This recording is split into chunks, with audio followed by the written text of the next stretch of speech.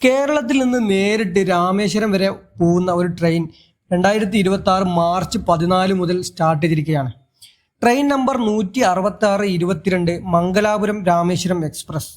ഈ ട്രെയിൻ എല്ലാ ശനിയാഴ്ചയും വൈകുന്നേരം 7:30 മംഗലാപുരത്ത് നിന്ന് പുറപ്പെടുന്നത്. മംഗലാപുരത്ത് നിന്ന് പുറപ്പെട്ട് കഴിഞ്ഞാൽ പിന്നെ കാസർഗോഡ്, കണ്ണൂർ, കോഴിക്കോട്, തിരൂര്, ഷൊർണൂർ, പാലക്കാട്, പൊള്ളാച്ചി, ഉദുമൽപേട്ട്, പഴനി, ഒടച്ചത്രം, ദിണ്ടിഗൽ, മധുരൈ, മനമധുരൈ, പരമക്കുടി, രാമനാഥപുരം. അങ്ങനെ അടുത്ത ദിവസം ഞായറാഴ്ച രാവിലെ 10:50 രാമേശ്വരത്തെത്തും.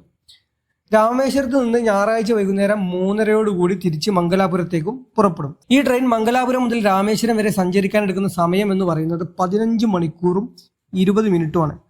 അതുപോലെ തന്നെ ഈ 15 മണിക്കൂറും 20 മിനിറ്റും എടുത്ത് ഈ ട്രെയിൻ കവർ ചെയ്യുന്ന ഡിസ്റ്റൻസ് എന്ന് പറയുന്നത് 753 കിലോമീറ്റർ ആണ്.